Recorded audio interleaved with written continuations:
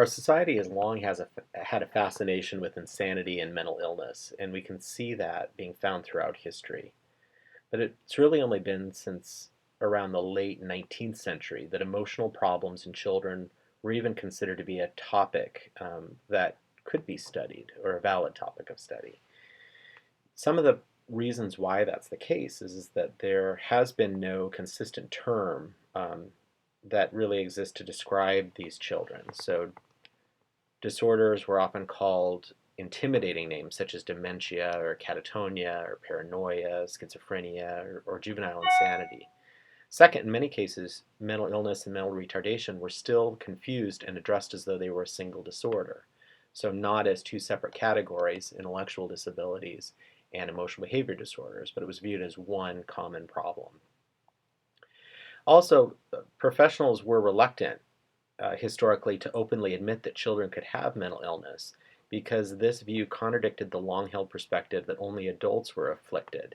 Mental illness also was still sometimes associated with evil or satanic possession, making it seem unethical to assign this diagnosis to children. Even currently, there's a lot of different terms that are used to describe this particular population. Again, the most accepted term is emotional behavior disorders among professionals. However, we can see many other terms that have been used in the recent past. So, using terms such as emotionally disabled, behavior disordered, emotional impairment, or serious emotional disturbance have been common and until recently acceptable terms to refer to this population of students. The federal definition is listed on the slide, and in the reauthorization, this population was given the term serious emotional disturbance in the reauthorization. And as you can see, the definition is written very much like a mental health diagnosis and not like a definition that you would see for learning disabilities or other disorders, and that it's talking about certain characteristics and that students exhibit some, but maybe not all of the characteristics. So the definition is, one or more of the following characteristics over a long period of time to a marked degree that adversely affects educational performance. So inability to learn not related to other factors, inability to build or maintain satisfactory peer-to-teacher relationships, inappropriate feelings or behaviors, frequently unhappy or depressed, fearful, and does not apply to students identified as socially maladjusted. Now the problem is that when we look at the federal definition of social maladjustment, there's not much difference between emotional behavior disorders and social maladjustment. So social maladjustment is intended to refer more to students that have been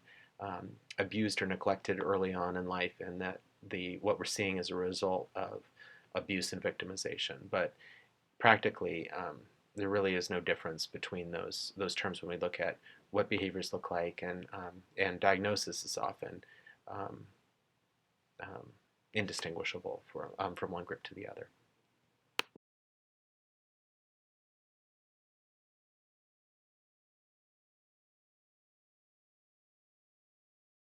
So that leads us to the question about what is the difference between emotional disturbance and social maladjustment. And the definition excludes children's by the definition that really should be included. That's students that have had events in their past that can be used to justify some of the behaviors that we're seeing today and why we're not seeing that in their peers. And there are other problems with that particular definition that IDEA uses. And one is that it's very vague and really subjective. And when you look at that list of characteristics, what adolescent that you've met that doesn't at some point meet the criteria at one point or another?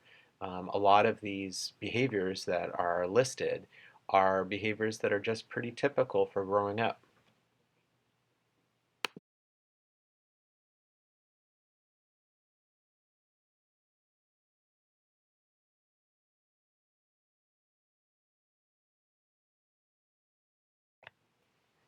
Among professionals, there's a more appropriate or a higher desire to have a better definition than what we have currently been given by IDEA. So the Council for Exceptional Children's Division for Behavior Disorders has come up with their own definition. And this is one that's, I think, a little more helpful for practitioners to use in helping to determine whether or not a student may or may not have a emotional behavior disorder. So their definition is behavioral or emotional responses that are so different from appropriate age, cultural, or ethnic norms that they adversely affect educational performance. And then there's some caveats to that. So it has to be more than temporary or expected responses to stress. It has to be consistently exhibited in at least 2 settings, one of which has to be the school setting. And the behavior problems have to be unresponsive to direct intervention in the general education setting.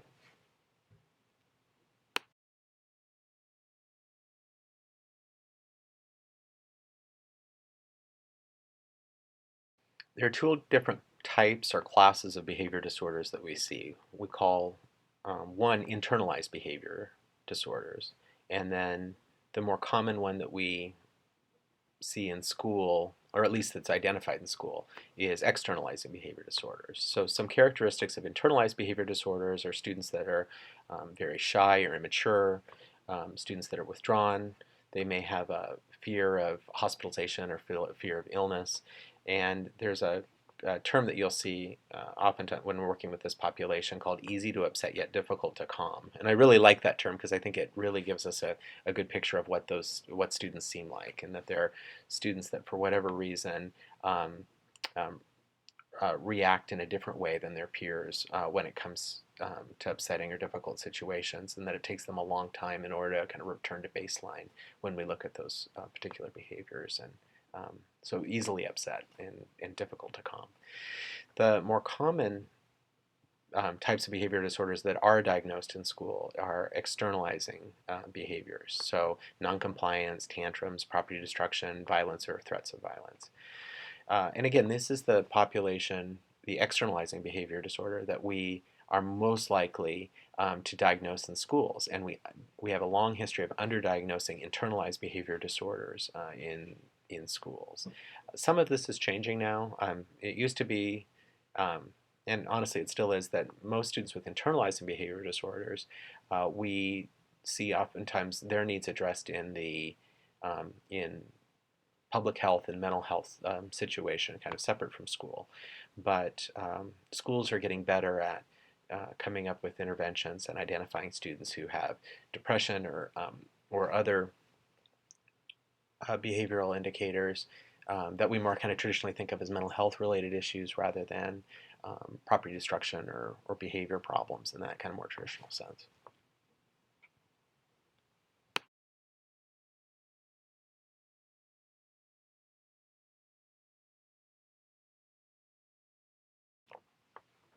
There are some general characteristics that we see of students with behavior disorders. We see that many have behavioral deficits, and that can mean problems with social skills, so less participation in activities, lower quality peer relationships, or juvenile delinquency.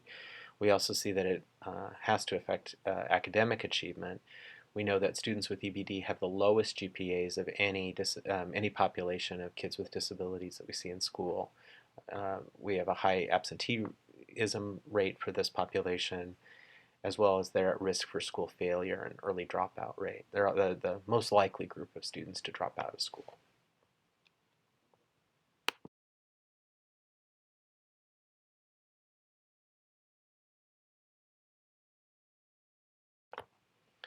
As far as prevalence, we believe that about 3 to 5% of the school age population probably could be identified as having emotional behavior disorders. It's a much smaller percent of students that are actually receiving services.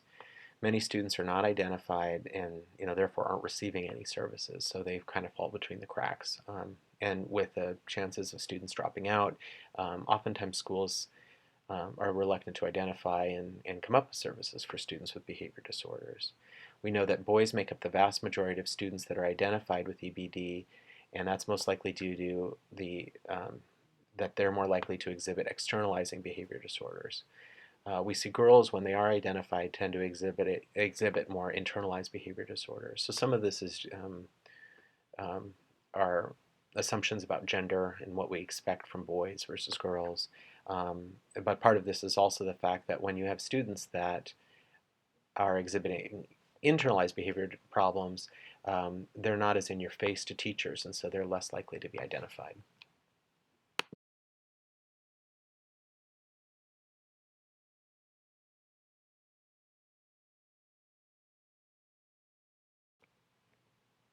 So as far as causes for emotional behavior disorders, there are some biological factors that can um, increase the risk of students exhibiting um, behaviors we associate with behavior problems. So although there's no conclusive evidence as to a biological cause of behavior disorders,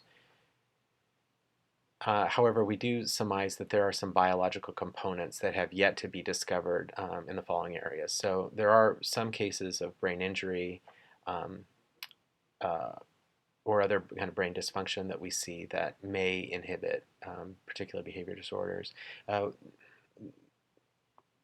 We only see this, or the only ones that we see of specific brain difference or dysfunction that can lead to impulsivity oftentimes has to do with students that may have brain tumors, that we see that where um, some children and adolescents that have brain tumors may increase their risk of impulsivity and other types of behavior disorders. So although this isn't the case for the vast majority of students with emotional behavior disorders, that there are some biological factors that we think probably do play into um, students with behavior problems.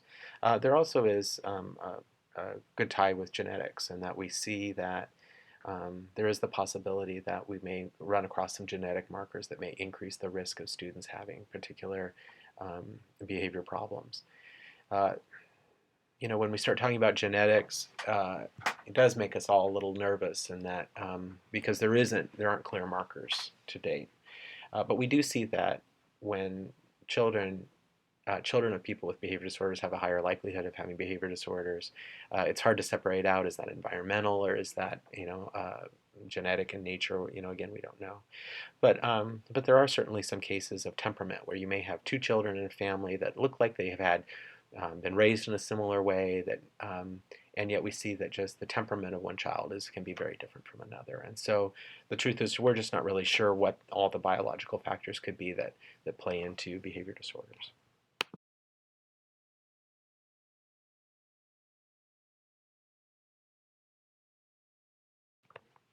Most professionals in the field feel that environmental factors do play a very important role when it comes to the causes, or I would say more risk factors for students with disabilities to be identified as having behavior disorders. Some of the environmental factors that we see that are higher correlated with emotional behavior disorders are inconsistent parenting practices. So when children are unable to determine in an environment what behaviors are going to be reinforced and what behaviors are going to be punished. So what behaviors are going to be encouraged and which ones they're going to receive particularly corporal punishment from. We see that oftentimes can be very problematic and increase the risk of specific behavior problems that we see among kids. We also see that the community environment is very important when we look at especially externalized behavior disorders. So we see that kids that come from low SES environments where there's a high percentage of gang activity in an area, or environments that have higher crime rates, or areas that have higher crime rates, what we see is that a lot of the behaviors that are reinforced then out in the community, or at least in kind of high crime, in folks that are involved in gangs or involved in kind of criminal behavior, that the very behaviors that we don't want to see in school, those are actually really heavily reinforced in those maladaptive kind of social environments. And so it's not a big stretch to see that that particular behaviors that are really reinforced on their way to school, that students would engage in those behaviors when they're at school. We've got to remember that with students, most of the behaviors that we all engage in, there's really not such a thing as behaviors that are always good or always bad. That what judges whether a behavior is adaptive or maladaptive is the environment for which that behavior occurs in. So think for a minute about a behavior that is always good or always bad. So you could say, well, in school we just don't want students to spit. Well, in the real world, there's a lot of times where spitting is absolutely appropriate. So, if you're at the dentist office and you're told to spit, then you then you rinse out your mouth and spit in the sink. So it's more about the context rather than the actual behavior that's problematic with spitting. Fighting is another thing that, yes, in general, we don't want students fighting at school, but certainly when somebody's defending themselves, we can, that certain behaviors are absolutely reinforced. So behaviors that we would say, the very behaviors that we look at and that we identify as crime, such as, murder or, any, terrible crime. There are times when those specific behaviors are absolutely kind of reinforced by our community. So if you're looking at taking a life, that's a crime that is, arguably one of the worst crimes that our society kind of holds up is killing another person. But yet there are environments, even in our society, where taking a life is reinforced, if not even celebrated. So in war, for instance, taking another life is expected, and certainly we can come up with situations of self-defense or of police actions that is reinforced in the community, and so it's not that murder is always or that taking a life is always bad. So all these things come with context, and so that's one of the challenges when we talk about community, and that sometimes the very behaviors that we want to see in school aren't reinforced in the environment where students are spending their time out of school. And then we see that in school, that when students have a long history of poor instruction, or when people are using coercive pain control or making threats of violence or threats of injury to students, that we see that oftentimes actually encourages or increases the number of kind of acting out behaviors, which is really the opposite, I think, of what people intend to do when they engage in those kind of poor behavior management strategies.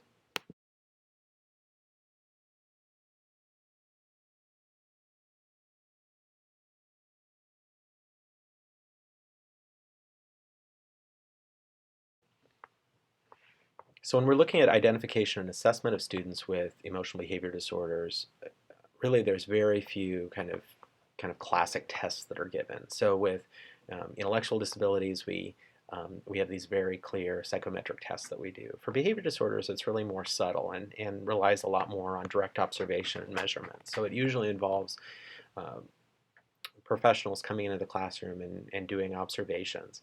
There are some screening tests, there's some behavior rating scales and some checklists that help to help folks to see or to identify students with behavior problems. But